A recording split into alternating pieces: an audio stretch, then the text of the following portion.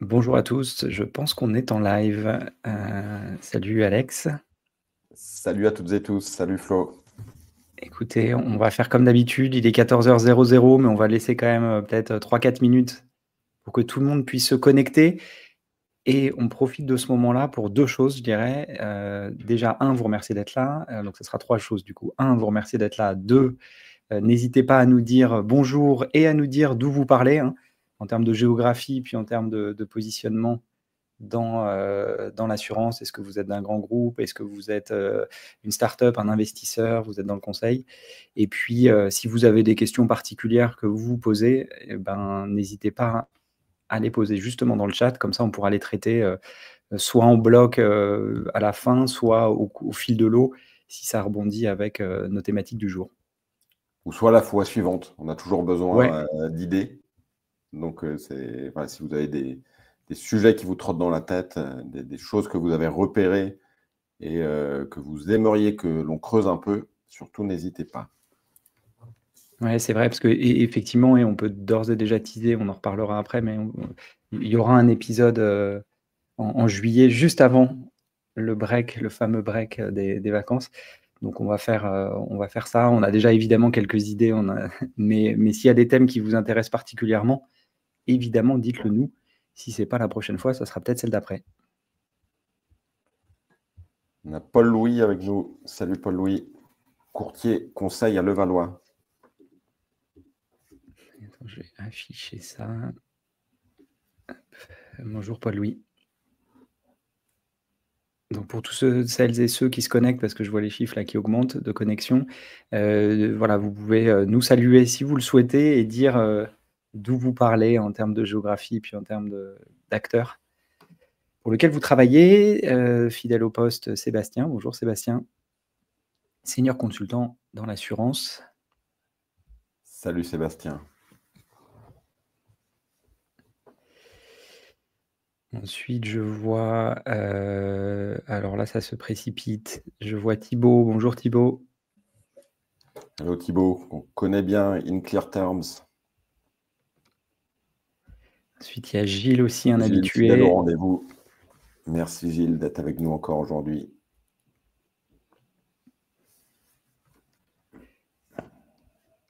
Et je vois sur le live, je vois aussi Théophile. Donc je te dis bonjour, mais je n'arrive pas à voir ton commentaire dans le back-end. Donc désolé pour ça. Je vois Héloïse. Salut Héloïse.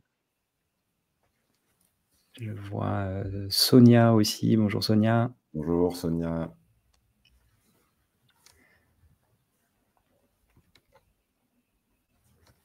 On a des Corentin. Bonjour Corentin. Dilogy, Partnership Manager.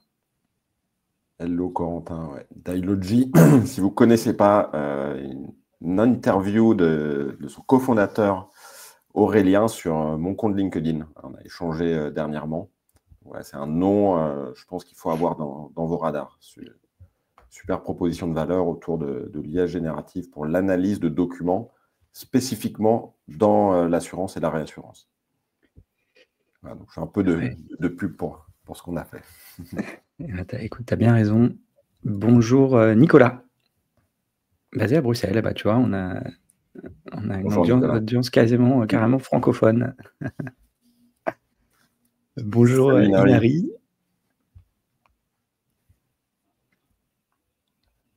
On se laisse une toute petite minute et puis après on va démarrer. Pour ceux qui sont déjà connectés, soyez pas surpris, on va refaire une séquence de bonjour et d'introduction, mais c'est pour que du coup sur le replay on ait quelque chose de propre.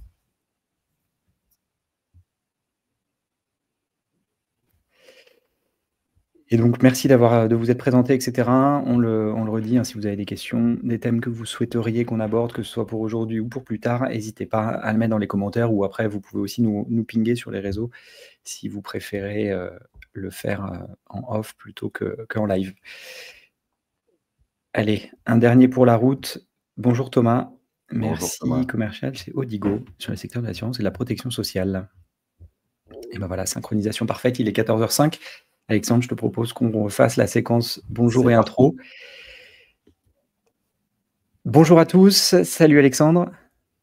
Salut à toutes et tous, Salut Flo, heureux de vous retrouver pour cette deuxième édition vidéo de notre baromètre de l'innovation. Exactement. Merci à toutes et tous de nous avoir rejoints. Comme d'habitude, dites-nous d'où vous parlez et puis n'hésitez pas surtout, parce que c'est l'objectif quand même de cette version vidéo, c'est d'avoir quelque chose de plus interactif. Donc, on vous a prévu évidemment un petit menu avec Alexandre. Mais voilà, si vous avez des questions ou des thématiques que vous aimeriez qu'on aborde, que ce soit aujourd'hui ou dans une prochaine version, évidemment, n'hésitez pas à le dire dans le chat, on sera ravis de vous lire. Bonjour Emmanuel du Flash Tweet, on a de la chance de t'avoir. Salut Emmanuel, merci de nous rejoindre. Et je propose qu'on aille directement dans le vif du sujet avec la première thématique, qui est la thématique de l'œil du VC. Et ce qu'on souhaitait faire aujourd'hui avec vous, c'était revenir sur ce fameux classement Fintech 100, qui est un classement qui paraît depuis quelques années maintenant et qui recense, comme son nom l'indique, les 100 meilleurs, entre guillemets, Fintech en France. Et évidemment, nous, on souhaitait regarder et avoir un focus très InsurTech dessus en se demandant, tiens, est-ce qu'il y a des choses à en tirer ou pas? Et évidemment, si on a choisi ce thème-là, c'est qu'il y a quand même des choses qui nous semblent intéressantes à tirer de ça. Peut-être le premier élément, c'est de vous montrer la liste. Tout ce qu'on montre là, évidemment, vous pouvez le retrouver sur nos LinkedIn respectifs, hein, donc le LinkedIn d'Alexandre, mon LinkedIn également. Pas forcément dans l'ordre, hein, mais si vous fouillez un petit peu dans nos posts, etc., vous allez retrouver les liens vers les contenus. On essaiera autant que possible de les mettre aussi dans les commentaires après le live. Mais voilà, si vous cherchez les liens vers les articles, les images et les parutions, normalement, c'est quelque part sur LinkedIn, soit chez Alexandre, soit chez moi. Donc voilà, ça, c'est la liste des 100. Tu veux dire un mot, peut-être, Alexandre, pour commencer dessus? Qu'est-ce qui t'a marqué? Ce qui est intéressant, là, tu l'as bien mis en lumière, c'est qu'on a quand même pas mal d'InsurTech dans ce classement. Aujourd'hui, on peut estimer l'âge de l'écosystème InsurTech à une dizaine d'années. Donc, ce que je perçois, c'est qu'on arrive vraiment ici à un stade de maturité avec des noms qui sont incontournables, hein, les Alan, les Shift, les Descartes. Aujourd'hui, on ne parle plus de start-up, hein, ce sont des boîtes solides qui ont de l'attraction, qui sont là depuis longtemps, avec des effectifs. Et ce qui est intéressant aussi, je ne sais pas si on voit bien, mais sur la colonne de droite, on voit la progression dans le classement. Et donc, sur les InsurTech, on voit que certaines ont connu une progression spectaculaire, même dans le haut du classement. Hein, Alan qui passe deuxième. On voit Accurate aussi, je crois, qui a gagné 49 places en un an. Donc ça, je trouve ça intéressant, cette dynamique. J'ai l'impression aujourd'hui que l'InsurTech, c'est un pan important, structurant même de l'écosystème FinTech. Oui, effectivement, je pense que c'est un des enseignements. Le premier enseignement, peut-être en termes de chiffres, effectivement, 26 InsurTech sur 100 startups. En fait, ce qui est marrant, c'est qu'on retrouve quasiment à la virgule près le ratio qu'on a finalement depuis le début sur les investissements. C'est-à-dire que si on regarde les investissements dans l'InsurTech versus la FinTech en Europe, en général, c'est plutôt 10%. Et donc ça illustre en fait, donc là on est à 26% en fait, hein, donc on est un petit peu au-dessus. Et donc cet écart-là, moi, il me semble illustrer aussi la bonne dynamique de l'InsurTech, en particulier en France. Donc ça, c'est un élément, à mon avis, à garder en tête, c'est que on est surpondéré en InsurTech en France, et ce qui n'est pas tellement une surprise, parce que la France est à peu près un quart, je dirais, de toute l'InsurTech européenne. Mais donc on a un petit peu plus d'InsurTech en France que ce qu'on devrait avoir par rapport à l'investissement global. Et je pense qu'après, il y a un autre élément, au-delà de la maturité de l'écosystème que tu as souligné, il y a aussi le recentrage du marché. C'est-à-dire qu'effectivement, quand une boîte monte dans le classement, il y a deux manières de le lire. Il y a la manière positive qui est de se dire, oui, effectivement, elle va mieux ou elle fait mieux que l'année dernière. Et puis, il y a aussi, peut-être les gens d'au-dessus vont moins bien et sont descendus dans le classement. Donc, il y a aussi cette réalité, je pense, à garder en tête, qui est le classement par définition. Il est ce qu'il est. Il y a certains éléments et certains critères qui justifient les positions des uns et des autres. Et j'oublie jamais qu'entre 2022 et 2023, le marché a totalement changé du point de vue investisseur. Hein. où le marché a cherché maintenant à financer ce qu'on appelle la croissance rentable, là où avant on était plutôt dans une phase qu'on peut qualifier de croissance à tout prix. Et donc, dans ce cadre-là, je pense qu'il y a, et on y est 2 ans après ce basculement de marché complet, donc je trouve ça assez logique aussi qu'on voit un changement dans la dynamique et peut-être des insurtech qui remontent parce que elles ont probablement des modèles qui sont comment dire, plus solides. Et d'ailleurs, en fait, c'est peut-être deuxième commentaire que je voudrais faire, c'est sur les modèles. Si on regarde, je prends les 25 premiers hein, pour simplifier, mais on pourrait presque faire ça sur le top 10. On voit, il y a 2 acteurs purement full stack, Alan et Mila. Descartes, on pourrait presque le mettre dans cette catégorie-là. Je vais le Ils ont mettre un comme... agrément maintenant, Descartes. Ils ont Descartes Insurance Exactement. qui marche bien déjà. Exactement. Et donc, voilà, ils sont à mi-chemin entre le full stack et le tech-enabled MGA, comme on dit.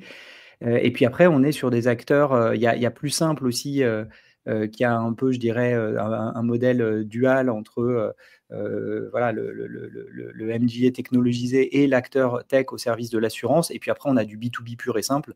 Enfin, pur et simple, c'est une façon de parler, avec Shift Technology et Accurate qui effectivement explosent dans le classement.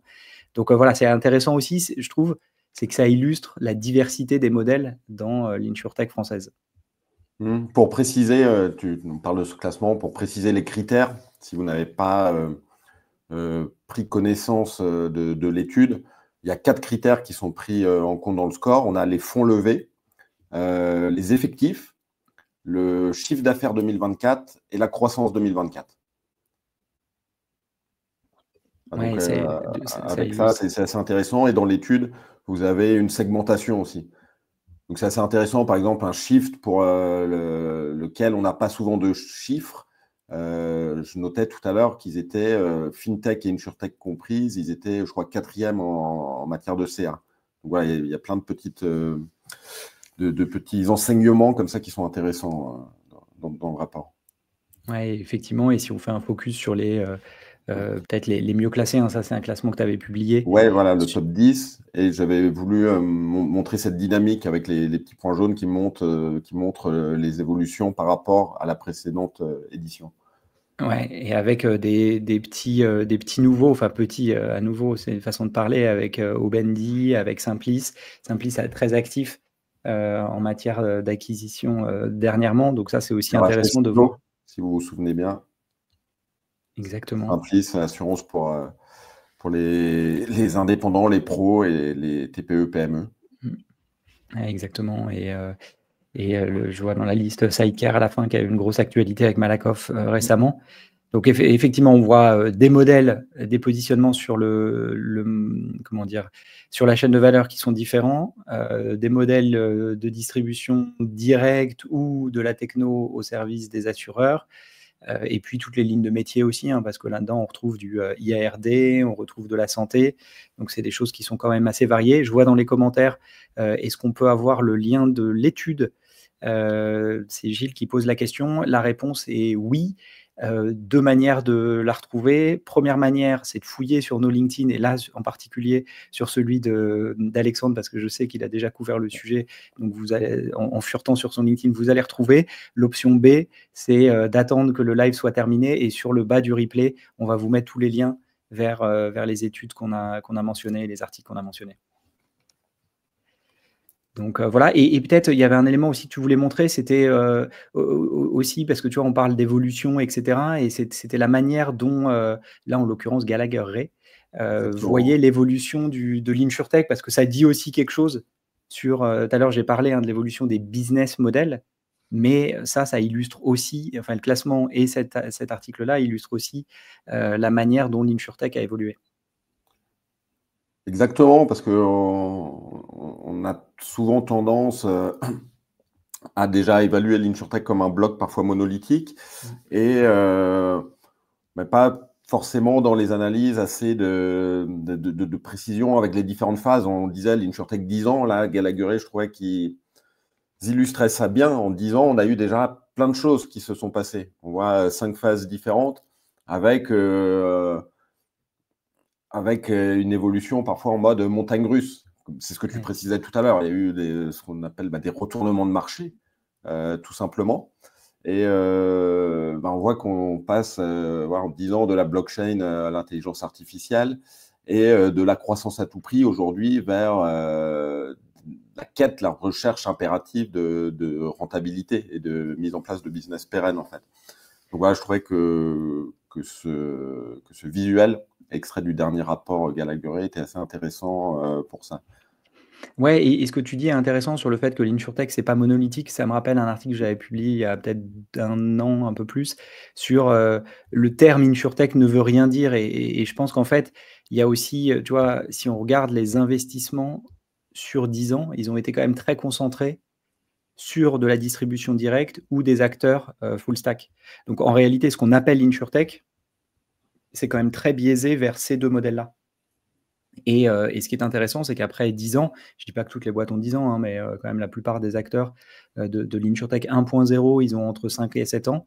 Ils sont un peu redevables d'une certaine manière de chiffres. Et on voit certains acteurs qui commencent à avoir des chiffres très significatifs. Hein, donc, il y a certaines startups, et on remercie les fondateurs et les fondatrices qui le font, qui partagent justement des chiffres. Hein. Alors, ce n'est pas tout le temps du chiffre d'affaires, mais c'est à minimum nombre de clients, nombre de membres, nombre de polices actives. Bon, c'est pas toujours comparable directement, mais ça donne un ordre de grandeur. Et effectivement, certains acteurs, je pense à ceux qui ont plus de 500 000 clients, ça commence à être des chiffres qui sont significatifs et qui permettent aussi de rappeler que, en tout cas de ma fenêtre de VC, que si les acteurs historiques ont tendance à comparer ces chiffres-là que je suis en train de donner avec leur propre stock, qui eux se comptent en millions de clients, donc évidemment il n'y a pas de comparaison. Je pense que c'est important de se rappeler que ces startups-là, qui n'ont finalement que 5 à 7 ans, elles ont constitué ce stock-là en très peu de temps. Et donc, la question, c'est plutôt comparer les flux, le nombre de nouveaux clients, le nombre de nouveaux contrats. Et là, en fait, quand on fait cette analyse-là, on se rend compte que les meilleures startups font jeu égal, et parfois elles dépassent les meilleurs acteurs historiques. Donc, c'est ça aussi qu'il faut garder à l'œil. Ce n'est pas uniquement le nombre total de clients, mais aussi la dynamique d'acquisition client qui est un peu différente et qui ressort finalement un peu dans ces classements, parce que ce que tu disais tout à l'heure sur les critères, hein, le chiffre d'affaires, l'évolution par rapport à l'année précédente, etc., c'est cette dynamique-là de conquête client. Et pour finir, je voulais extraire 2 chiffres de l'étude qui viennent compléter ce qu'on a là, la trame et l'évolution. C'est aujourd'hui, il y a 83% des startups présentes ou entreprises plutôt présentes dans le FinTech 100, 83% ont un partenariat avec un grand groupe.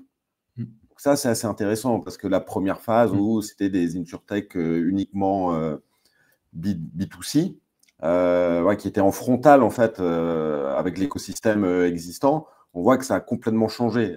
On n'est plus sur des modèles B2B, B2B2C. Quand bien même on fait du B2C, on peut travailler avec des acteurs corporate. Donc ça, c'est assez intéressant. Et autre chiffre, et là, tu pourras me donner ton avis aussi, c'est 46% des acteurs envisagent une opération de croissance externe ou de fusion dans les années à venir, ou prochainement. Ils ont ça en tête. Donc, un acteur sur 2, il y a cette problématique de consolidation ou de croissance par de l'acquisition du M&A qui se pose. Donc, toi, quel est ton avis de VC là-dessus ? Oui, c'est intéressant. Effectivement, je pense que la dynamique, elle a changé, la perception vis-à-vis des InsurTech a changé. Je pense que c'est aussi lié à ce que je disais juste avant, c'est-à-dire qu'au bout d'un certain temps, quand les chiffres commencent à être significatifs, on ne peut plus faire comme si ça n'existait pas.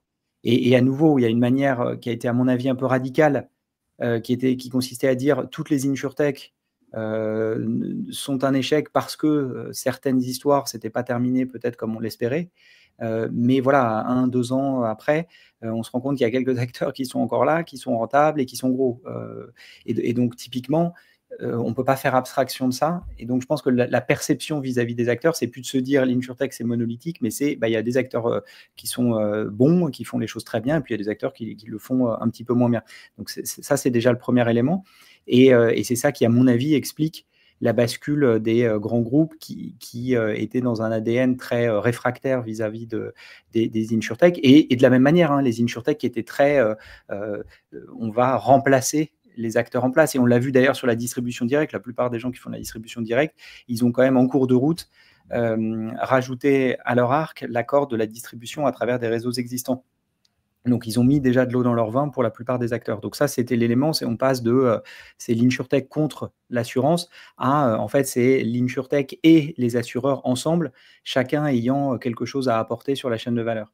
Et puis après, en termes de consolidation, je pense que c'est assez logique, justement, du côté startup en tout cas, c'est que les acteurs, ils arrivent à maturité. Après 5, 7, 10 ans sur le marché, vient la question, ne serait-ce que du point de vue investisseur, de la sortie et du fait de revendre la société. Et puis, il y a aussi des acteurs qui opèrent sur des mêmes marchés et qui pourraient, justement, dans cette idée de l'enjeu maintenant, c'est la croissance rentable. Pour les acteurs qui sont rentables, souvent, l'enjeu, c'est quand même de continuer à croître. Une des manières de continuer à croître, c'est de se rapprocher du voisin qui fait quelque chose de similaire et d'avoir des synergies. Donc ça, c'est aussi quelque chose qu'on anticipe, c'est qu'effectivement, pour des raisons d'efficacité, je dirais, on pourrait imaginer des rapprochements. Et puis peut-être le dernier point, mais comme ça fait 3 ans que je le prédis, peut-être qu'à force, ça va soit se vérifier, soit ça va être définitivement faux, mais c'est aussi les rapprochements entre marchés, entre acteurs internationaux en Europe, c'est-à-dire, et moi l'exemple que je prends tout le temps, c'est l'assurance chien-chat, où il y a typiquement plusieurs acteurs locaux en France, mais il y a aussi pas mal d'acteurs internationaux qui attaquent le marché français.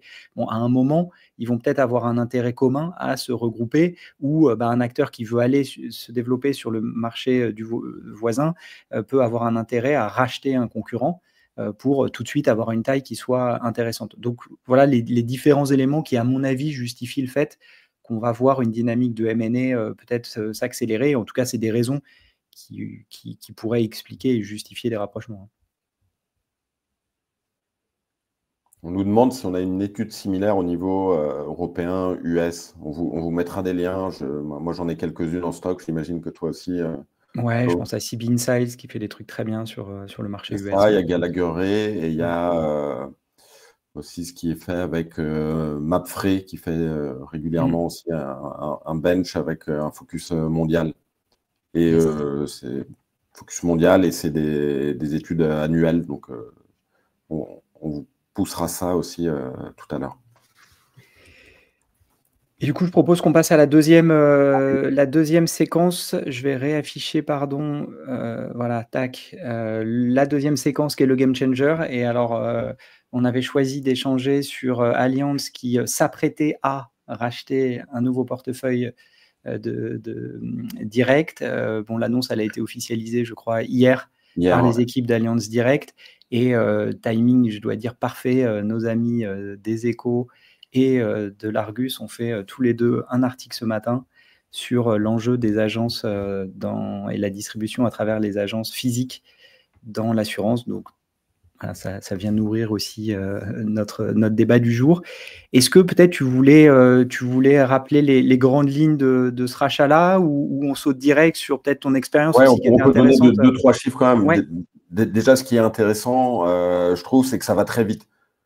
Voilà, Allianz Direct réactivé en 2023, qui rachète Luco, qui rachète le portefeuille de Friday. Là, on a un bruit de couloir qui se matérialise. Eurofil, c'est 470 000 contrats, donc c'est assez énorme. Le montant de l'opération, c'est 40-50 millions d'euros. Mais là, avec ce rachat, l'entité change clairement de dimension. Pour donner un ordre d'idée, Allianz Direct quadruple de taille avec Eurofil et se positionne directement comme le 3e assureur en direct en France, derrière Direct Assurance et l'Olivier. Donc voilà, c'est une structuration qui est assez impressionnante par sa célérité. Ça va très vite. On voit que la direction leur donne les moyens de leurs ambitions, d'aller très vite. Donc voilà, c'est les points que je voulais soulever. Je trouve ça assez fort, assez impactant. Et forcément, on va y venir après. Sans surprise, ça suscite quelques remous, pour ne pas dire plus, en interne. Oui, c'est vrai, et ça fait écho un peu avec ce que je disais tout à l'heure sur l'opposition qu'il y avait avant entre les insurtech et les assureurs, où on a beaucoup entendu les acteurs historiques critiquer les démarches, notamment en distribution directe, de certaines insurtech, bien aidées aussi parfois par l'arrogance de certaines insurtech. Hein, donc les torts sont partagés, on va dire ça comme ça. Mais du coup, c'est intéressant de voir effectivement un acteur en place accélérer autant sur la partie distribution directe à coup de M&A hein, exclusivement, puisque comme tu l'as dit, hein, ils ont racheté quand même pas mal de structures ou pas mal de portefeuilles ces derniers temps, ce qui pose aussi la question des coûts d'acquisition. Hein, donc ça serait intéressant de faire un peu des calculs pour essayer de se rendre compte de finalement combien leur coûte une police active hein, auquel ils ont racheté. Et j'imagine qu'eux ont fait le calcul et se sont rendus compte qu'effectivement, c'était moins cher probablement que d'aller chercher les clients un par un. Donc ça, c'est un élément intéressant à garder en tête. Mais ça souligne évidemment aussi la question du futur de la distribution d'assurance, qui est quand même un peu la question éternelle que tout le monde se pose, du moins du point de vue innovation, et qui vient d'un rationnel. Quand on regarde souvent, voilà, on parle souvent du secteur bancaire, où on voit l'accélération de la fermeture des agences, qui est drivé par le fait que les banques basculent totalement en ligne, et en tout cas les clients basculent dans leurs relations avec les banques sur des applis mobiles. Donc forcément, ça déserte les agences et on se pose la question, est-ce que ce phénomène-là est réplicable est-ce que c'est réplicable dans l'assurance ou pas et si oui, est-ce que c'est qu'une question de temps? Est-ce qu'il y a d'autres éléments? Donc ça, c'est quand même des choses qu'on se demande. Et à ce titre-là, j'en parlais tout à l'heure brièvement, mais il y avait effectivement un article des Échos ce matin qui faisait la part belle à la démarche de Maïf, justement, qui a bien cerné le sujet. Donc c'est un autre acteur de l'assurance, mais qui a justement initié une démarche de refonte un peu de ces agences. Et donc voilà, c'est aussi une question qui se pose, semble-t-il, et qui se pose d'autant plus. Ça, c'était des photos que tu avais prises. Hein, je ne sais pas si tu peux donner un peu de contexte là-dessus, mais qui étaient drôles. Oui, c'était mes pérégrinations sur les routes de France. J'étais à Dunkerque ce week-end-là. J'étais avec mon fils et j'ai ce biais forcément, travaillant dans le secteur, de repérer directement les agences dans la rue. Mais là, je me disais, mais c'est fou. Je dis, regarde autour de nous, il y en a 5 dans la même rue. On voit, hein, c'est pas trafiqué. On voit c'est la rue avec les briques, là. Elles sont vraiment collées les unes aux autres. Et en regardant dans un rayon de, je sais pas, 1 kilomètre carré, j'en ai dénombré une quinzaine. Donc voilà, forcément, ça soulève des questions. Dunkerque, c'est 90 000 habitants. Donc autant d'agences, une telle concentration au cœur de la ville. C'est la réalité en 2025. Et comme tu disais, ça soulève des questions. On en parle dans l'actualité. Il y a les Échos qui ont fait une étude très récente dans laquelle ils disaient que sur les 5 dernières années, en France, il y a exactement 3296 agences bancaires qui ont disparu, soit plus que sur les 10 ans précédents. Donc on voit que ça s'accélère. Et forcément, on se demande si la tendance ne va pas se répliquer dans l'assurance. Il y a toute cette question du business model de l'agence. Aujourd'hui, à l'heure du digital, quand tu vois ce qu'on disait, hein, Allianz qui accélère, qui met les bouchées doubles pour structurer son réseau de distribution directe, ce sont des signes qui sont forts, qu'on ne peut pas éluder.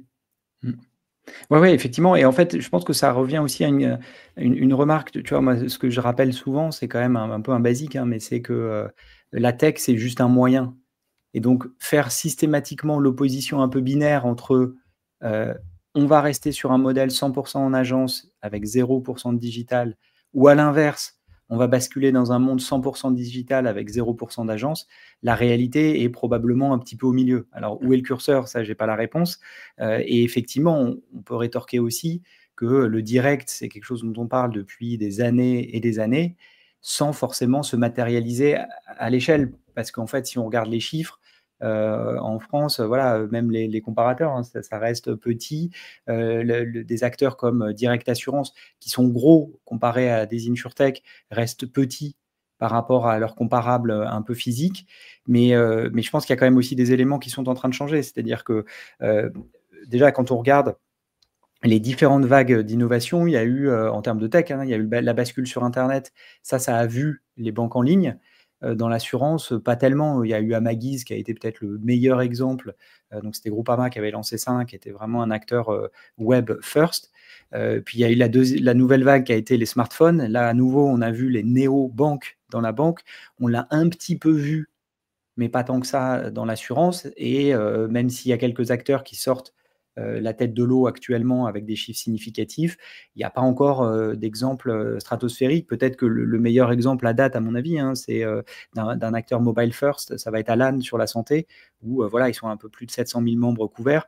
Donc on commence à être dans des chiffres qui sont quand même, on est obligé de le reconnaître, qui sont bien, quoi. C'est-à-dire que ça commence à devenir un peu impressionnant. Mais voilà, c'est l'acteur peut-être mobile first qui me vient en tête. Un autre mobile first, je pense à Leocare peut-être. Les autres acteurs ayant quand même des distributions un petit peu plus variées, pas que le mobile, hein, j'entends, mais un petit internet. Leocare, Alan, c'est mobile only, ouais, c'est ça. Ouais. Et donc ça, c'est quand même un élément. Donc il reste à voir comment ça va évoluer. Et après, effectivement, on peut se dire, tiens, est-ce que la relation à l'assureur est suffisamment différente pour justifier d'avoir des agences bancaires? C'était un chiffre qui était donné, je crois que c'était dans l'article de l'Argus, justement, où le patron de Maïf indiquait que le trafic en agence avait, depuis le Covid, diminué de 40%. 40%, ouais. C'est Pascal Demurger qui disait ça. Il disait donc c'est seuls 19% des assurés qui se sont rendus l'an dernier dans leur agence et 40% de baisse de fréquentation depuis le Covid. Mais ce qui est intéressant, la Maïf, on en parlait, c'est qu'ils, plutôt que de fermer, ils réfléchissent à revoir l'UX de l'agence, tout simplement. Et son positionnement physique, géographique au cœur de la ville, et l'UX une fois la porte de l'agence passée. Et ça recoupe ce que tu dis, c'est vraisemblablement la vérité se situe au milieu. Et pour les assureurs, tout l'enjeu, c'est de trouver cette juste articulation entre les canaux physiques et digitaux qui peuvent se compléter à un moment, je pense, dans une stratégie d'ensemble. Ouais, c'est ça. Moi, c'est ce que je dis depuis le début, c'est qu'en fait, l'analyse, elle doit se faire, à mon avis, hein, par type de produit. Et c'était un peu ce que disait Stanislas, qui disait, pensez-vous pas que le marché va s'atomiser en fonction des services, je dirais, ou en fonction des business, des lignes de métier? Parce que pour moi, c'est ça, c'est la grille de lecture pour la distribution directe ou la distribution en ligne, ça serait selon la complexité du produit et puis selon le segment de client. Parce qu'évidemment, les segments de clients n'ont pas la même appétence pour le 100% digital, l'interaction avec le téléphone, etc. J'y mets évidemment un lien avec l'âge, mais peut-être pas que. Et puis pareil sur les lignes de métier, les lignes d'assurance, on n'a pas forcément le même niveau et le besoin du même niveau de conseil sur de l'assurance auto que sur de l'assurance santé ou de la prévoyance. Pareil, la fameuse relation au moment du sinistre, il y a des sinistres sur lesquels on va avoir besoin plus d'un échange avec un humain. Sur d'autres éléments, on peut se contenter d'un remboursement, je dirais, sec, sans accompagnement, etc. Donc pour moi, c'est ça la granularité au final, c'est de se dire, selon le segment de client et selon la ligne de métier, alors le niveau d'adoption du digital va varier. Donc à nouveau, ça ramène un peu de granularité, mais ce qui est quand même drôle, et ça fait partie de notre titre, hein, et c'est ce que tu soulignais quand on préparait le live, c'était que en fait, ça fait encore grincer des dents dans les réseaux des agents. Donc c'est un peu du poil à gratter quand même, parce que s'il n'y avait rien à craindre de la distribution directe, est-ce que les agents réagiraient? C'est aussi une question. Après, c'est peut-être une manière de vouloir polémiquer ou en tout cas de créer le débat là où il n'y est pas. Mais voilà, c'est aussi intéressant de voir la réaction finalement du réseau de distrib face au mouvement d'Allianz. Et puis peut-être dernier point, moi, qui me marque, hein, c'est que Allianz Direct semble particulièrement actif et pushy sur le marché français, qui est par définition pas son marché domestique, hein. Donc ça, je pense que ça dit quelque chose aussi. C'est peut-être plus facile d'innover quand tu n'es pas à domicile. Voilà, ouais, tout à fait. Donc, pour résumer, ce qu'on dit, c'est aujourd'hui, il faudrait peut-être un peu moins d'agences, mais des agences plus expertes, avec une UX qui apporte de la vraie valeur ajoutée aussi pour les personnes qui ont besoin à des moments de la vie du contrat d'aller pousser cette porte d'agence. Et pour les groupes, quand on regarde de l'extérieur, ça paraît hallucinant ce qui se passe chez Allianz. Donc, et je dis pas que c'est simple, mais il y a cette nécessité de trouver une gouvernance alignée en fait entre stratégie digitale et stratégie réseau. Et rassurer, convaincre les différents canaux qu'il n'y aura pas de cannibalisation, mais voilà, l'objectif d'avancer en commun, en tirant le meilleur des deux canaux en fait. Ouais, et ce qui rappelle un peu le dilemme de l'innovateur, hein, c'est-à-dire ce bouquin écrit il y a 25 ans et qui est encore toujours d'actualité. Alors, il n'était pas spécifique à l'assurance, mais c'était un peu ça qu'il disait, hein, c'est les grands groupes, par définition, ont du mal à innover parce que, justement, c'est le mot de cannibalisation qui m'y fait penser. Le mot de cannibalisation que tu as utilisé, c'est ils ont peur de cannibaliser leur métier existant. Et en fait, il disait, justement, pour essayer d'innover, l'idée, c'est soit de lancer des nouveaux produits sur les clients existants, soit à l'inverse, de pousser les produits existants sur des nouveaux clients. Et donc là, dans le direct, on est à mon avis exactement là-dessus. C'est-à-dire que déjà, on n'est pas sur le marché domestique d'Allianz, qui est allemand, on est en France. Et puis, c'est aussi comment ça vient compléter, comment ça vient compléter finalement le portefeuille de soit de clients, soit de produits de la distribution à travers un réseau. Et donc, c'est bien l'idée de couvrir l'intégralité du marché.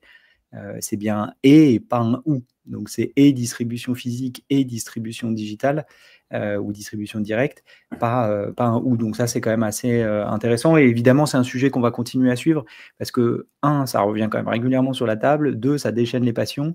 Et 3, on voit bien qu'on est à un moment un petit peu charnière. Les chiffres que tu as évoqués tout à l'heure sur la banque, ils sont significatifs. La fermeture des agences bancaires s'accélère. Le flux de clients baisse drastiquement, moins 40%, comme on le disait tout à l'heure avec Maïf. C'est énorme en fait. Donc évidemment, il faut repenser les choses. Et donc là, Allianz semble y répondre en disant je vais ajouter de la distribution directe. Maïf, lui, repense son... j'ai juste réaffiché l'article, mais Maïf, lui, repense son réseau. Donc, c'est des agences nouvelle génération, etc., plus modernes, différentes, etc. Ce qui ne sont pas sans rappeler, ça me fait penser évidemment au fameux café ING qu'il y avait vers Palais Royal à la grande époque.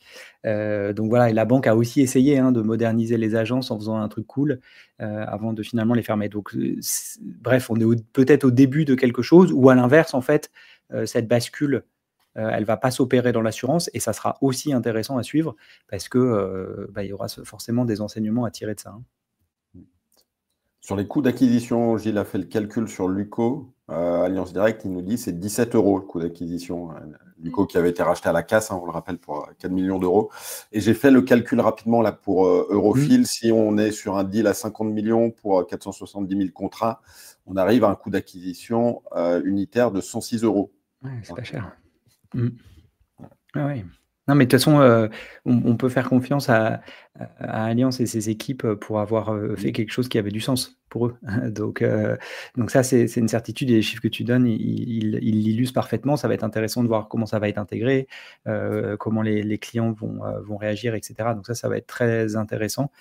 En tout cas, la taille du portefeuille en elle-même, elle montre aussi, puisque le rachat, tu as dit, c'est plus de 400 000 contrats, c'est ça? 470 000 contrats. Ouais. Voilà, 470 000 contrats. Ouais, c'est énorme. Donc, ça montre que le direct, alors 470 000 contrats par rapport à 70 millions d'habitants, c'est pas beaucoup. Mais c'est quand même significatif par rapport à un chiffre qui serait proche de zéro. Donc, c'est quand même à garder en tête. Oui, et puis si on parle de consolidation, pour conclure, on sait qu'inévitablement, il y aura d'autres opportunités de rachat dans les mois ou années à venir, un futur proche. Donc, voilà, je ne serais pas étonné de voir Allianz encore bouger ses pions dans cette direction. Donc, on va suivre ça de près. Exactement, affaire à suivre. Et un autre sujet qui revient régulièrement sur la table, et je propose qu'on le traite maintenant, c'est la cyber-assurance. Et quand je dis ça revient régulièrement sur la table, c'est que vous vous souvenez peut-être, ça avait été quand même un des gros sujets chauds en termes d'investissement 2022, je dirais, avec beaucoup de cyber insurtech qui avaient levé des fonds, en France en particulier, je pense à Stoic et d'Attaque, Citadel aussi d'une certaine manière. Et c'était des modèles qu'on retrouvait partout en Europe, nous qui avons un radar, je dirais, européen et qui investissons partout en Europe. Les modèles là, que je viens d'évoquer, Stoic d'Attaque, on retrouve au moins une boîte du même type dans chaque écosystème, en Espagne, en Angleterre, en Allemagne, en Italie, en Suisse, aux Pays-Bas, etc. Donc, c'est vraiment un modèle qui existe.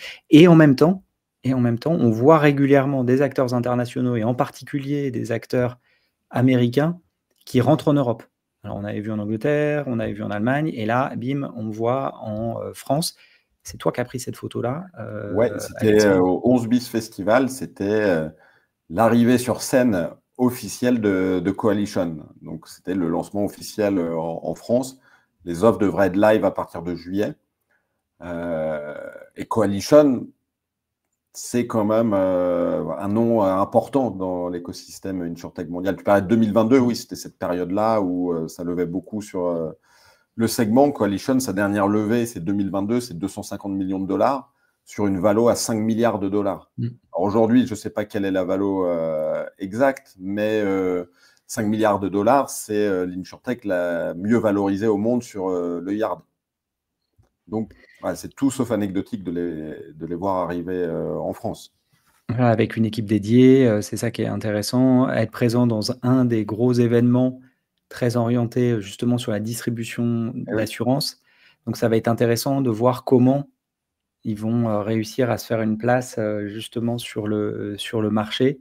C'est tout l'enjeu hein, de la distribution. J'ai pu échanger avec Benjamin Barès, donc qu'on voit en photo, qui prend en main les destinées de Coalition en France, donc ancien Discox, grosse carrière dans le cyber. Et justement, lui, son truc, sa spécialité, c'est la distribution.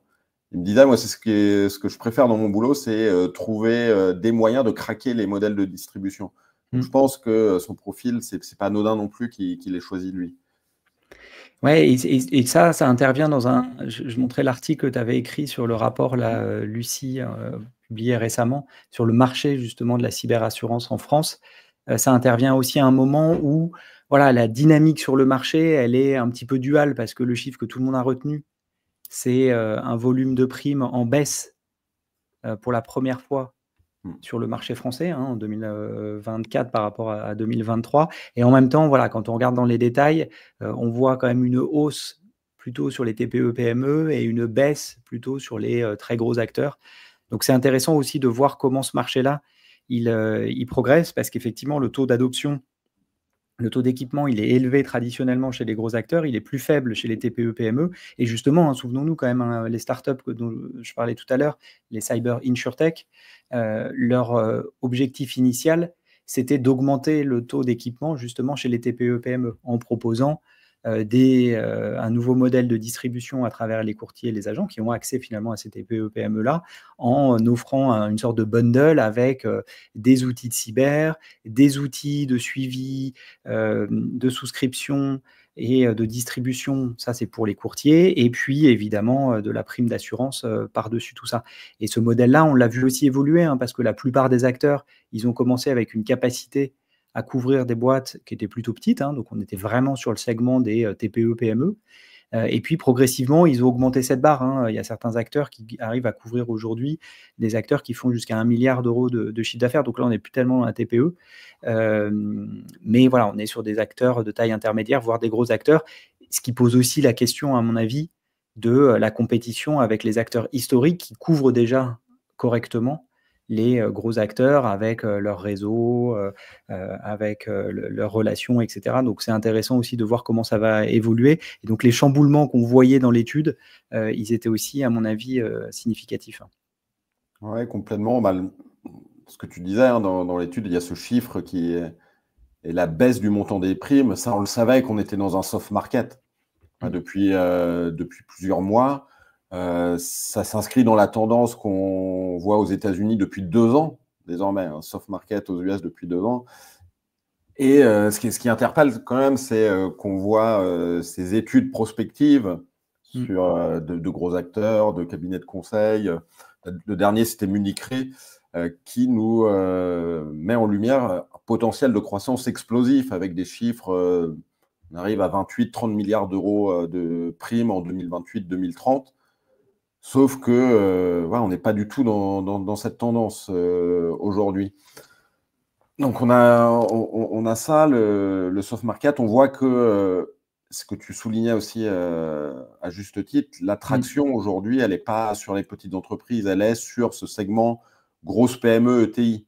On voit, c'est ça, c'est ETI assuré, moyenne entreprise assurée, plus 32, plus 33%. Ça, on peut le considérer, je pense, comme un seul et même segment. Et l'attraction, elle est là aujourd'hui. Ce qui nous fait dire que le storytelling original, qui était il y a moins de 1% des petites entreprises qui sont assurées, donc il y a un potentiel de marché immense à aller chercher. Je pense que ce storytelling-là, il a fait son temps, en fait, et que on a préjugé d'un besoin qui, au final, ne s'est pas matérialisé. Aujourd'hui, quand vous avez une toute petite entreprise, avoir une assurance cyber, ce n'est pas forcément la priorité. Ou alors, les produits ne sont pas calibrés aux moyens de l'entreprise. Ouais, c'est ce que j'allais... Ouais, il y a un match qui ne s'est pas fait ici, j'ai l'impression. C'est ce que j'allais dire. Moi, c'est comme ça que je résume un peu l'enjeu. J'ai l'impression que c'est un peu l'œuf et la poule. C'est-à-dire, je me demande si les TPE-PME sont mal équipés parce que le produit qu'on leur propose n'est pas attractif. Et je pense en particulier à ces fameuses limites de remboursement, c'est-à-dire quand on propose de rembourser finalement des clopinettes en cas d'incident cyber, est-ce qu'on a vraiment envie de se couvrir pour récupérer des clopinettes? Ça, je ne suis pas sûr. Donc ça, c'est la première manière de le lire. Ou est-ce que finalement, les produits sont très limités parce qu'il n'y a pas assez de sociétés couvertes et donc on n'a pas assez de données, il n'y a pas assez de mutualisation et donc c'est compliqué de proposer plus que ça. Donc ça, c'est vraiment un des éléments. Je n'ai évidemment pas la réponse.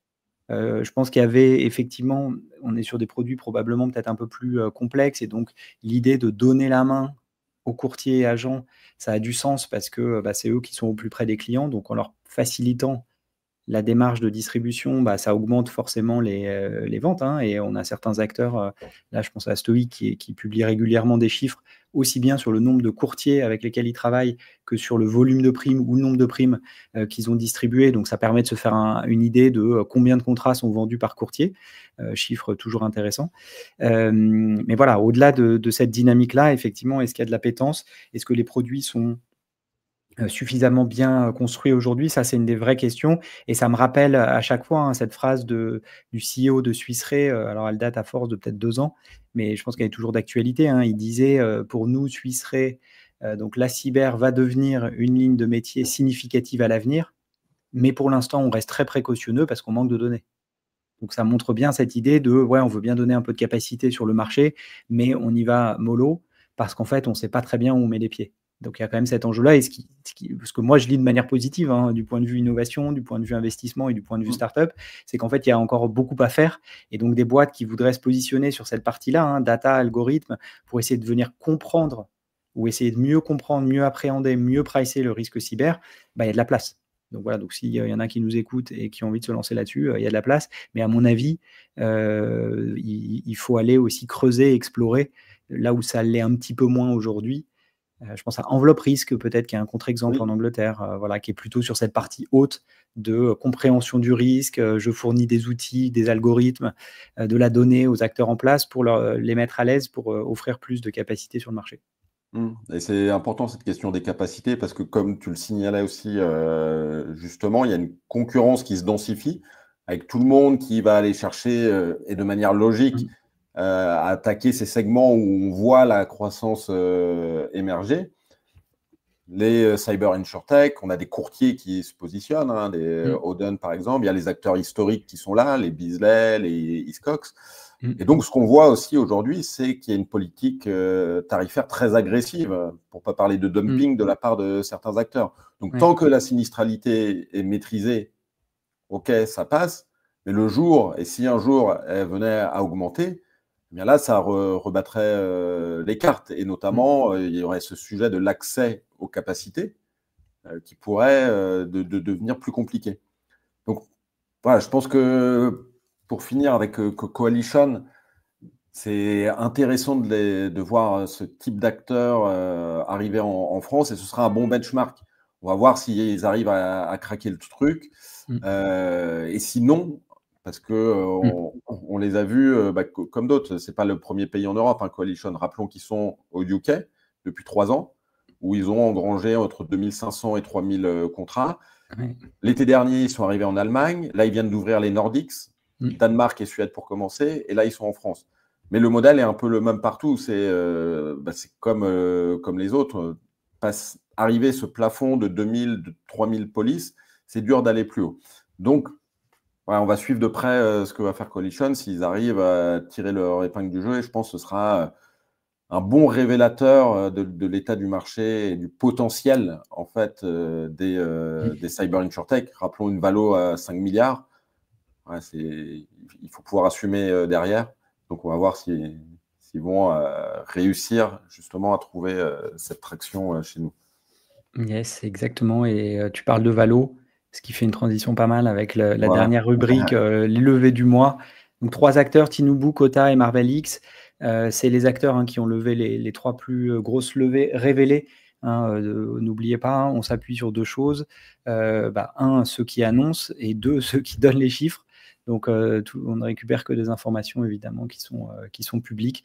Donc, je le dis parce que parfois, il y a des levées dont on ne connaît pas les chiffres officiellement. Et donc, par définition, elles ne rentrent pas dans les classements, même si parfois on a accès aux chiffres. Mais à nouveau, s'ils ne sont pas sur Google, ils n'existent pas. C'est la politique. Donc, du coup, voilà, là, on s'appuie sur ce qui avait été révélé pendant le mois de mai, avec Tinubu qui avait levé 40 millions d'euros, Kota qui avait levé 13 millions d'euros et Marvel X qui avait levé 5,4 millions d'euros. Très brièvement, juste pour celles et ceux qui ne connaissent pas forcément les acteurs, Tinubu Square, donc ça, c'est un acteur qui est quand même assez mature, qui existe sur le marché. C'est de la tech au départ pour les assureurs trade credit. Ils sont sous LBO, donc c'est plus qu'une grosse start-up. Ouais, ça fait longtemps qu'ils existent. Ils sont français.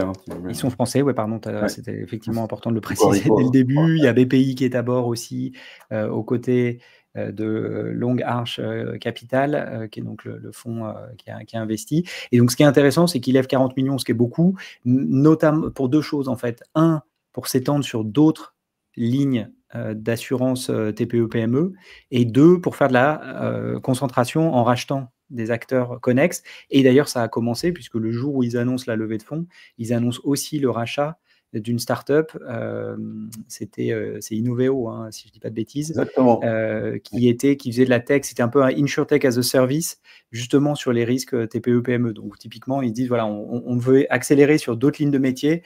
Pour le faire, qu'est-ce qu'on fait? Boum, on rachète un acteur en place. Le montant n'a pas été disclosé, mais voilà, parmi les 40 millions levés, ça va servir à faire de la croissance externe, qui est donc une illustration de ce qu'on se disait tout à l'heure. Peut-être la deuxième boîte, je ne sais pas si tu veux en dire un mot, Kota. Oui, on les suit depuis un moment. Kota, c'est les fameux benefits. Ça, c'est un segment qui marche pas mal. Les benefits, donc c'est l'idée d'apporter de la valeur ajoutée à l'offre employeur en utilisant le digital. Nous, ça nous intéresse parce que dans les benefits, il y a souvent de l'assurance et de l'assurance santé. Donc là, c'est un assez gros deal pour Kota. Donc c'est intéressant. Benefits en France, on a des boîtes qui marchent bien aussi. Benefits, Sidecare aussi qui fait du benefits. On a Latou aussi, une jeune boîte qui s'est lancée sur le sujet. Là, je regardais aux US cette semaine, j'ai fait un article, il y a Zoro des New-Yorkais qui ont levé 20 millions de dollars sur les bénéfices santé. Donc on voit qu'il y a une traction récurrente. Ce type de proposition de valeur parvient à aimanter les capitaux. Donc on va les suivre de près. Kota qui sont irlandais, je crois, si je ne dis pas de bêtises. Oui, exactement. Et intéressant de voir qu'effectivement, l'assurance est un des éléments, c'est dans la catégorie life, je le dis parce que dans nos classements, nous, on utilise souvent la terminologie anglo-saxonne. Et donc, typiquement, quand on parle de life insurance, ce n'est pas assurance vie en français, mais c'est tous ces sujets-là, benefits, prévoyance, etc. etc.